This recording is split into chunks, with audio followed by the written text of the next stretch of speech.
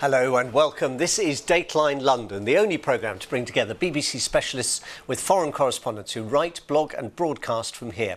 It's an outsider's perspective on what's happening in the UK and around the world. This week, 45 minutes from Kabul, is the return of the Taliban, the least worst outcome for Afghanistan. Heat waves that are hotter, monsoons that are wetter. Are the world's leaders willing and able to stop it getting worse? Now, Andrew Cuomo resigns. Another Me Too moment? With me to discuss that, Maria Margaronis is a journalist and maker of radio documentaries, especially about Greece. Stephanie Baker writes for Bloomberg, the US media group. And with me in the studio, BBC presenter and foreign correspondent Clive Myrie. Good to have you with me, Clive and Stephanie and Maria. Lovely to see you both again. Now, the Taliban are in control in Logar province, just 45 miles south of Kabul, the capital. It's the regional warlords and militia groups to whom President Ashraf Ghani has turned in Afghanistan's hour of need. Evidence that his army, 300 soldiers, trained and equipped by the now departed Americans and their allies, is inadequate to the fight against the Taliban. One by one this week, provincial capitals have fallen. Clive, when we look at the picture in Afghanistan, I mean, James Clapper, who used to be the Director of National Intelligence and therefore worked with Joe Biden in the White House when he was Vice President, said today it was inevitable. Once the American troops, international troops leave, it was inevitable. Given we now have these evacuation flights for nationals and embassy staff for the British and Americans, is that kind of an implied admission that the attempt to keep the Taliban out has been lost? Yeah, and the fact is, the evidence on the ground is clear that, the 20-year mission, yes, the initial point of it was to prevent another 9/11, another large-scale international major terror attack. And it's worked from that point of view. Afghanistan, for the last 20 years, has not been a haven for terror groups. There does feel as if there is the whiff emanating from that region now of Saigon and the final days of the US in Vietnam. And, the British are now trying to get troops in to get expatriates out. The Americans are doing a similar sort of thing. But what's interesting is, I was in Afghanistan in about 3 weeks after the Taliban took control in 1996. And the response from local people to the Taliban taking over was very different to what you're seeing now. There was a sense that the Taliban were going to finally bring peace, stability, possibly even prosperity to a country that had just come out of more than a decade of brutal civil war, with warlords beating the hell out of the major cities. Much of Kabul was reduced to rubble. And the Taliban was seen as a stabilizing force. They would bring security and so on and so forth. Fast forward 20 years, and it's a very different prospect. And we're seeing the roads leading into Kabul chock-a-full of refugees trying to get out of the various areas where the fighting has been taking place. The UN today announcing that local countries should keep their borders open so that refugees and civilians can get out. And there is this sense that it's not a matter of if, but when the Taliban take over, and then what kind of a regime will they put forward. Stephanie, we are only a matter of weeks now from the 20th anniversary of 9/11. How will this look in the United States on that day, which is always such an important day, but obviously the passage of 2 decades, it makes it even more significant. If the Taliban is back in control, the people who were responsible and seen in the United States as having given Osama bin Laden the environment in which he was able to plot and organise those terrible attacks. No, I think it will be regarded, the withdrawal will be regarded as a huge mistake. And I think, Biden appears to be proceeding and not, wavering, because there's some assumption that it won't cost the U.S. anything. And I think the real damage won't be clear until the reports of refugees flooding across borders, of, young girls being sold to Taliban fighters, and the real scale of the humanitarian disaster unfolding, hits our screens on a more regular basis. Already, I think, the Republicans are piling in and criticizing the decision. You had, Senate Republican leader Mitch McConnell today saying that the Biden administration had been reduced to pleading with the Taliban, to protect the U.S. embassy, and said that, the U.S. risked a humiliating sequel to the fall of Saigon in 1975. I think that this is a stain on the Biden presidency. And I think if a rethink of how reliable the U.S. is as a partner going forward, I think the Afghans do feel very betrayed. And I think when you see, we're potentially facing millions of refugees flooding across, Turkey towards Europe.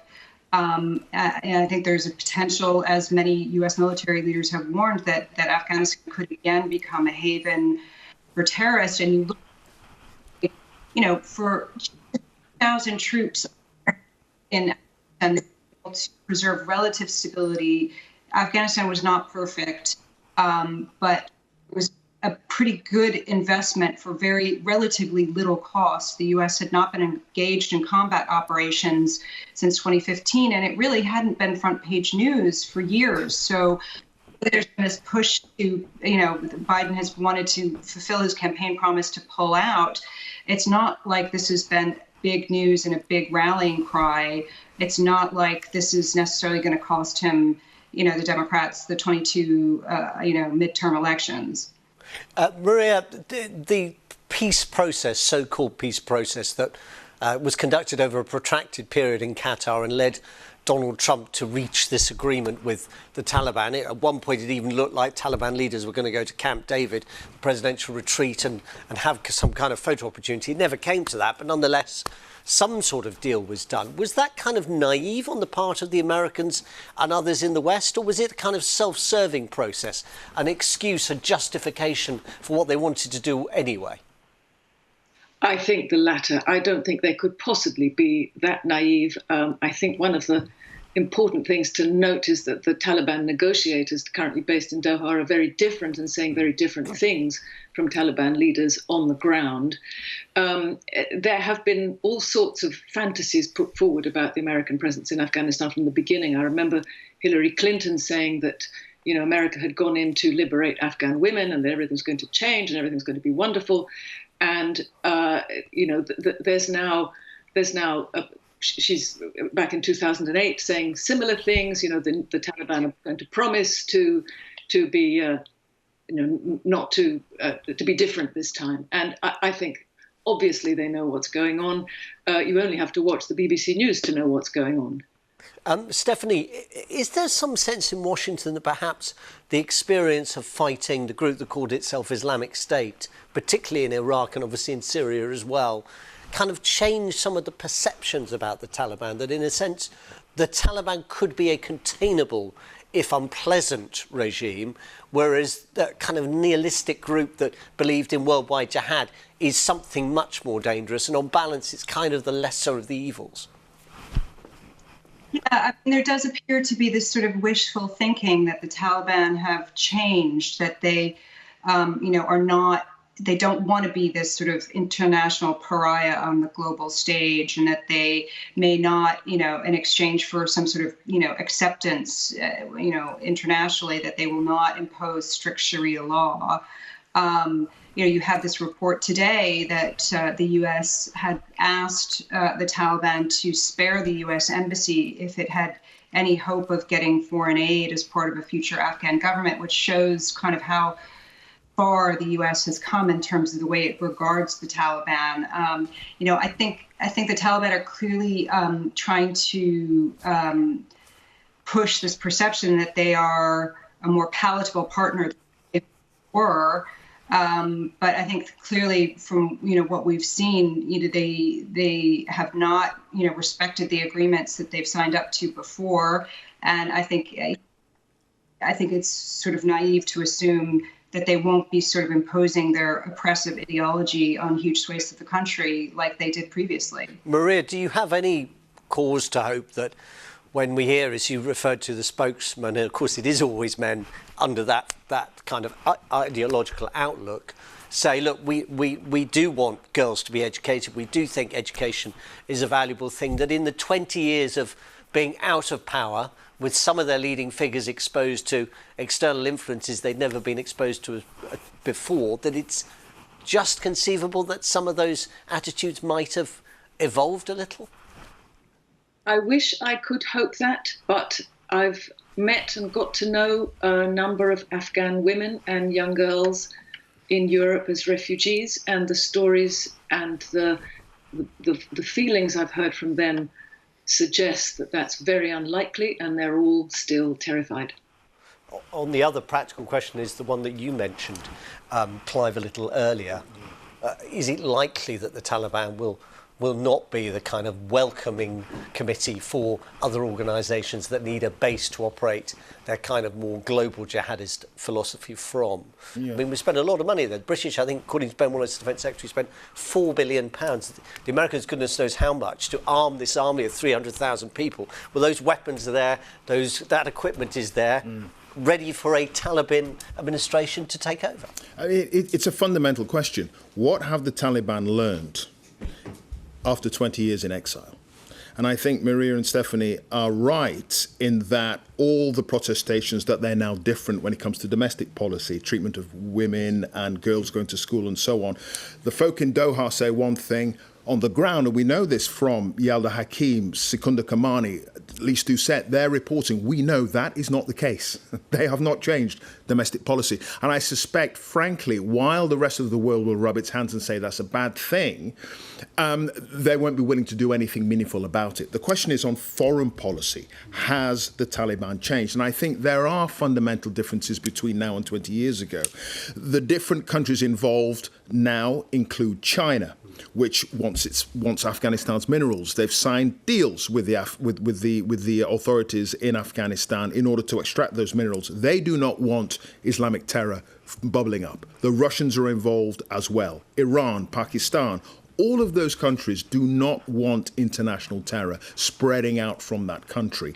And frankly, that is the best case hope for the United States and for the West, that it's those countries that keep the lid on this tinderbox. Thank you. Scientists have been reluctant to ascribe particular events to climate change for many years now.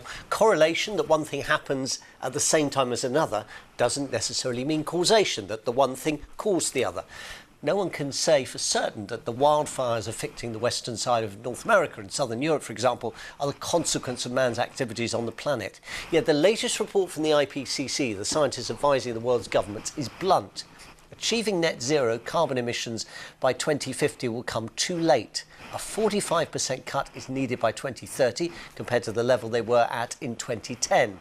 If not, the temperature rises cannot be contained, making life on Earth, human life in particular, harder to sustain. Let's start, if we may, on this question of what we can take from this based on some of your experience, Maria, because you're just back from Greece. We are still seeing Greece, Turkey, other parts of southern Europe affected not just by the heat wave that's been so oppressive, but by the wildfires that have been linked to it. What did you see? What are people telling you there? Well, look, we've had heat waves in Greece before, but nothing like what Greece is experiencing this summer. It used to be that the temperature might go up to 40, 45 for a couple of days. This was days on end. And we've seen fires before all over the Mediterranean, but again, nothing like what we're seeing now. In Greece alone, more than 100,000 hectares have burned. I was not in the places where the fires are, although I know one of them, Northern Evia, extremely well. But from where I was on an island and then in Athens, the air was full of smoke. There was ash falling from the sky. The sun turned red and there was smog all over the horizon. It was horrific. It really was something I've never seen before.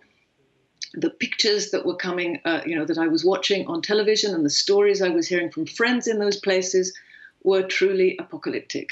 Huge columns of smoke, huge, mountains of flame.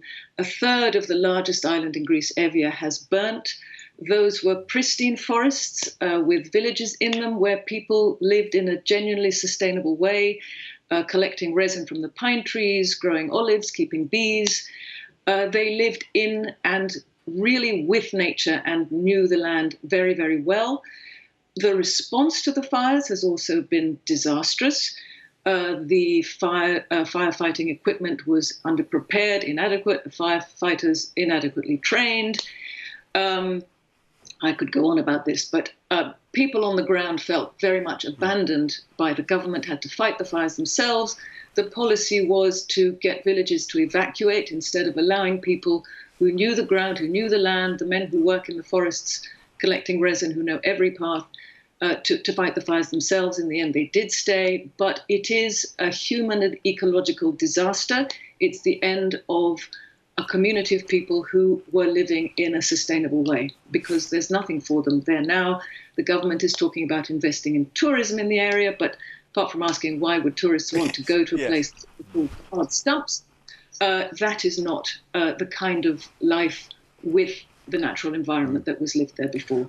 But one thing that is very odd and paradoxical and sort of frightening about this is that the Greek government has been using the fact of climate change as an alibi for its failures. In other words, it said, we faced a terrible natural disaster. There's nothing more we could have done. But everyone on the ground knows that there's a whole lot more they could have done had they invested in firefighting planes instead of warplanes, and had they hired more seasonal firefighters as they used to do instead of more police, and so on and so forth. So that's one thing. And the other is this, there's a kind of government greenwashing going on, which is to do with, look, we're investing in all these wind turbines, which is true.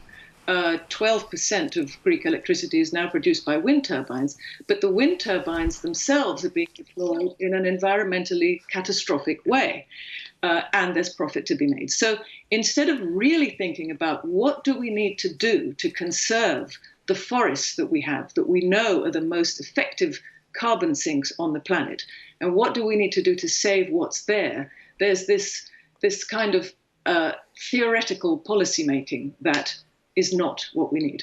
Stephanie, what about in the United States? I mean, are you hearing much in the public debate now from those very prominent politicians? Obviously, the former president was among them, but there are plenty of others who were sceptical about man-made climate change, or have the fires rather quietened them down? Well, there has been an eerie silence from Republicans who have traditionally rejected climate change science.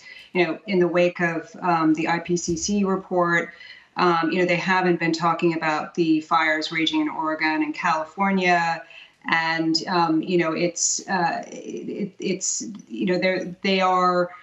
at the point where they can no longer deny the science. That's no longer a tenable position. But I think, at this point, they're now trying to pivot towards saying we want to pursue climate change policies in a more fiscally responsible way than the Democrats have. Now, there's an infrastructure bill that went through the Senate in the U.S. this week that included some climate provisions, but the Republicans had largely gutted the more ambitious proposals that Biden had put forward, forcing Biden to park it into another bill that doesn't need Republican support to pass. So, I think, that may be changing now, because the polling is such that it's clear that a majority of Americans want Congress to pass legislation, supporting clean energy and combating climate change. You've seen this conservative climate caucus in the House of Representatives, Republicans banding together to try to push forward what they call market-based solutions as an alternative to what they call the sort of socialist plan of the Democrats, the Green New Deal. But I think the Republicans have been light on serious policy ideas, and have left that very much to the Democrats to pursue. And the irony, of course, is that actually the private sector is way ahead of where public policy is, and what the market really needs is the kind of incentives and infrastructure needed for the auto industry to really invest in electric cars, and banks to be investing in sustainable energy. But they're just not coming forward with the sort of concrete proposals that actually the private companies want. Now that brings us to the question of political leadership, Clive, which in a sense Maria also talked about, which is the idea that they'd kind of, we're going to say we're doing a lot of green stuff, but actually when you look at the detail, it's kind of outweighed by the other stuff that's going on. So in Turkey, President Erdogan has concentrated on the economy, huge amount of development, concerns now about the impact that's had on the climate, and then they don't have any water bombing planes that work when the crisis comes, and he's reduced to kind of tossing tea and sympathy out of his motorcade in Marmaris a couple of weeks ago, in the absence of anything more substantial. For Boris Johnson in UK, he and previous prime ministers, good on the rhetoric, does kind of the substance back up their very ambitious claims? And after all, he'll be in the chair at this all-important climate summit come the end of October. Yeah, everybody will be looking to him in Glasgow for the COP meeting. And what activists will say is, look, the UK is very good with the rhetoric, great with the rhetoric, and the hope is that that rhetoric will infect the minds of leaders around the world and encourage them to sort of come forward with practical policies to cut greenhouse emissions. But there's not enough walking the walk and talking the talk to back stuff up. And the government's own climate advisors say that there aren't enough policies in place to reach the kind of commitments that the UK says it wants to do. So, for instance, the Climate Change Committee, independent group of advisors advising the government of climate on how to deal with climate change, they made it clear just 2 months ago that Boris Johnson's commitment and this government's commitment to reducing greenhouse gas emissions in the UK by 78% by 2020-35, it ain't going to happen. And it ain't going to happen because they haven't got the policies in place. Now, as I say, coming forward with bold targets like that is not just for the benefit of the UK and the people in this country. The idea, exactly, the idea is that it's a bit of a sort of force to help other countries realise that this is what we should be doing. But if the UK isn't achieving its own targets, then what's the effect going to be on other countries? And activists will point to the fact that there is discussion about whether or not a new coal mine should be opened in the north of England, new oil and gas licenses being given out in the North Sea. You know, there are some airports that are extending their runways. I think Leeds is one of those as well. And there's also a new multi-million-pound programme to build more roads in this country. So we talk the talk, but where is the action? And I think that's the fear going into COP26 in Glasgow, that perhaps the UK isn't going to be on the front foot on this as much as it should be. Are they worried about that in Washington, Stephanie? Because they've watched, Joe Biden and other leaders have watched Boris Johnson in action as a chairman of a big international event. He chaired the G7 just in June. Do they have any kind of concerns about his capacity to pull this off? Well, they haven't voiced them publicly, but, you know, I think it's Johnson failed to get an agreement at the phase out of coal. You know, and I think there's consensus that the prepared than, say, France was when it hosted COP21 in 2015, because their own diplomatic muscle behind COP26 that is really needed to get a real substantial agreement. You know, Bob hasn't this on, and you know, neither Boris Johnson in terms of diplomatic push. Alex Sharma, the charge of COP26, is doing a good job, but he is not John Kerry. And in reality, I think the success of COP26 will come down to U.S. leadership. The real question, of course, is can China agree to faster reductions, and who's best placed to persuade them to do that? And given the sort of tensions between the UK and China over Hong Kong and what have you, I think that's going to be really hard. John Kerry, the U.S. climate envoy, is planning in a few weeks, and it will be interesting to see if he's able to sort of get them to rethink their climate plan, which they are reconsidering it now. But I think there's there is concern that there's just not enough focus and planning. Boris Johnson may only focus on it at the last minute. We're going to have to move on. Maria, very brief last word. I just think that we've just been through, we're still going through the COVID pandemic. We've seen what kind of resources can be put into that, what kind of messaging, education, et cetera, The climate crisis is actually a much bigger threat facing humanity. We cannot go on with business as usual. There has to be a real step up in resources, funding, education, the lot. And in terms of kind of practical leadership, do you see the capacity there? Do you think there is, when you've seen what's happening in Greece, for example, does it give you a kind of sense of encouragement about the political process in a capacity to kind of seize a moment, an opportunity to persuade the public that it has to shift and it has to accept some compromises in the quality of its life, in the qualities it's known it, to achieve the longer term quality it wants? No, I mean, I don't see that. I still see climate issues being subjected to party politics. But it's also not just about persuading the public. This is a political issue. I mean, if you look at it, it's an often quoted... We're going to have to leave it there. Thank you so much for your time. Stephanie and Clive, thank you very much. Thank you very much for the company. That's Dateline London. Back same time next week.